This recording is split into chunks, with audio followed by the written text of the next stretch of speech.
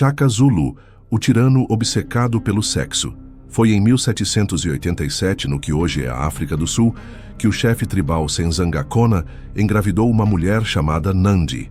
Porém, o pai não quis assumir a criança. Quando o bebê nasceu, foi recebido com escárnio. Ganhou o nome Shaka, uma referência sarcástica a um verme, um inseto, como se aquele menino fosse uma piada suja do destino. Ele cresceu rejeitado. Filho ilegítimo, escorraçado do harém, expulso junto com sua mãe e levado de volta à aldeia dela, onde passou a infância sendo insultado, humilhado e provocado pelas outras crianças, da sua masculinidade ou da falta dela. Diziam que ele tinha o pênis pequeno, zombavam. Na juventude, Shaka entrou para o exército Mitetwa, onde se destacou por matar sem piscar. E dizem que ele matou um leopardo no braço. O chefe Dingiswayo viu ali um guerreiro útil e colocou Shaka como líder dos Zulus, passando por cima dos irmãos legítimos. Quando seu pai morreu, Shaka assumiu e começou a vingança. Como primeiro ato, voltaria à aldeia onde cresceu, agora como rei dos Zulus e senhor da guerra. Reuniu os moradores na calada da noite e iniciou uma chacina meticulosa. Caçou cada um que zombaram dele no passado e todos foram empalados nas estacas dos currais. Em seguida, acendeu fogo sobre os corpos para prolongar a agonia. Os que apenas assistiram aos abusos foram mortos com golpes de clava na cabeça, por misericórdia. Só um homem foi poupado, aquele que, certa vez, demonstrou bondade à sua mãe. Todos os outros viraram cinzas e ossos. Essa foi a primeira demonstração do poder e sociopatia violenta de Shaka, mas não seria a última. Muito pelo contrário. A partir dali, ele virou um tirano obcecado por sexo e morte. Nos anos seguintes, o bastardo rejeitado se tornaria o arquiteto de uma revolução militar sem precedentes no sul da África.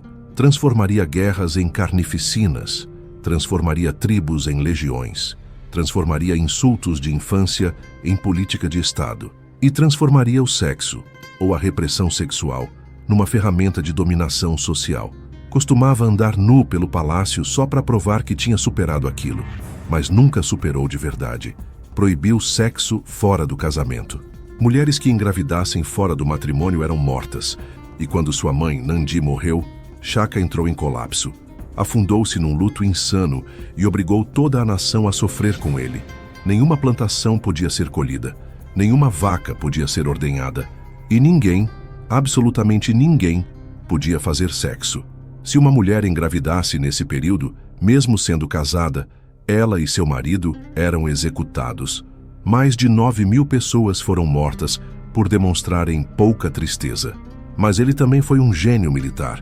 Dividiu seus homens em impis, regimentos disciplinados com rivalidades internas incentivadas para elevar o moral e a competição, e criou a formação do búfalo, com a cabeça para o choque frontal, o corpo como suporte e os chifres velozes que cercavam o inimigo pelos flancos. Não era uma guerra, era um extermínio, e essa tática funcionou. Depois de consolidar os Zulus como potência militar, Shaka voltou sua atenção ao principal inimigo da região, a Confederação Ndwandwe, comandada por Zwaid. Foi ele quem matou Dingiswayo, e agora era ele quem bloqueava a expansão definitiva dos Zulus. A guerra entre eles foi total. Não foi uma campanha, foi um apocalipse tribal. Em 1820, na Batalha do Rio Malatuze, Shaka impôs sua lógica. Cercou o exército rival com seus chifres de búfalo, esmagou os combatentes, massacrou mulheres e crianças. Zwaid fugiu, mas não por muito tempo. As forças de Shaka caçaram as aldeias remanescentes, torturaram os sobreviventes e cometeram um ato simbólico final. Prenderam a mãe de Zwaid, uma poderosa feiticeira, dentro de uma cabana com hienas famintas. Não era só morte, era humilhação ritualizada, um fim lento e com significado espiritual. Era assim que Shaka apagava seus inimigos do mapa e da memória. Massacrou tribo após tribo, clã após clã. E os que não eram mortos eram absorvidos, homens nos regimentos, mulheres no harém. Em poucos anos, Shaka controlava um território vasto, um exército feroz e uma fama que precedia seus passos. Destruiu mais de 300 tribos. O caos causado por ele gerou o Mfecane, o esmagamento, Um efeito dominó que matou até 1,5 milhão de pessoas e empurrou tribos por milhares de quilômetros em fuga.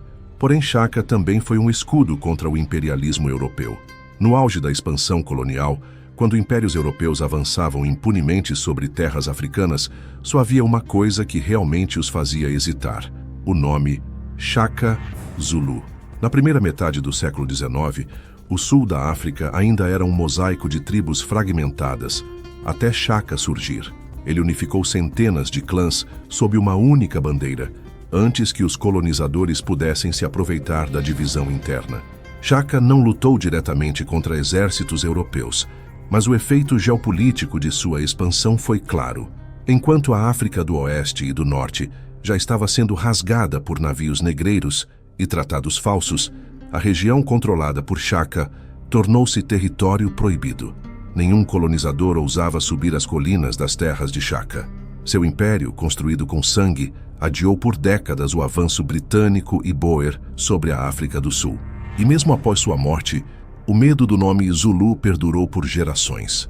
Décadas depois, os ingleses teriam que enfrentar os descendentes de Shaka na Guerra Anglo-Zulu e levaram uma das piores derrotas da história militar britânica, na Batalha de Isandlwana. Shaka Zulu foi tirano, foi cruel, foi obsessivo, mas também foi uma muralha de carne, lança e disciplina, que barrou o imperialismo europeu quando quase ninguém mais conseguia. No final, como todo império erguido sobre o medo, termina engolido pelo próprio peso. Shaka Zulu, o rei bastardo que havia reinventado a guerra na África Austral, já não era mais o mesmo guerreiro estratégico dos primeiros anos. Depois de mais de uma década de conquistas, sangue e terror, ele havia se tornado um tirano paranoico, um homem cercado não por aliados, mas por súditos apavorados demais para levantar os olhos. O Império Zulu, que ele construiu à base de disciplina militar, repressão sexual e extermínio sistemático, começava a ruir, e não por fora, por dentro. E então ocorreu o inevitável. 2 de seus meios-irmãos, Dingane e Milangana, passaram a conspirar com a cumplicidade silenciosa de quem estava ao redor. Ninguém denunciou, porque a verdade é que naquele ponto, ninguém mais queria que Shaka continuasse vivo. Em 22 de setembro de 1828, no interior da paliçada de sua própria aldeia, no coração do Império Zulu, Shaka foi assassinado. Não numa batalha, não por um estrangeiro, mas por seus próprios irmãos, a facada. Não houve resistência, não houve alarde, não houve defesa. Nenhum servo gritou, nenhum guerreiro tentou salvar o rei. Naquela noite, o corpo de Shaka ficou abandonado, largado como um pedaço de carne que ninguém ousava tocar. A única que permaneceu foi uma de suas esposas favoritas da juventude. Ela ficou ali ao lado do cadáver, afastando as hienas com paus e pedras. Foi o gesto final de uma mulher que conheceu o tirano antes da loucura e decidiu não deixá-lo sozinho, mesmo morto. Na manhã seguinte, fizeram um enterro às pressas. Simples, sem ritual, sem honra. Shaka foi enterrado em uma cova rasa e até hoje ninguém sabe ao certo onde estão seus ossos.